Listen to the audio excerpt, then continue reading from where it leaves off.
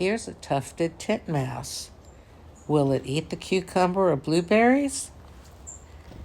I don't know about cucumber, but I do know that birds like berries. Maybe because it's not the summer, they didn't even take notice of the berries. I don't know. This hermit thrush apparently was not interested, only wanted the peanuts.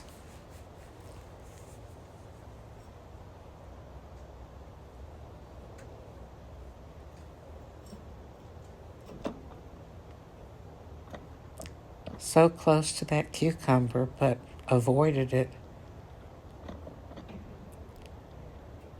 And the Carolina wren, which I have seen eating fruit before, wasn't interested this time around.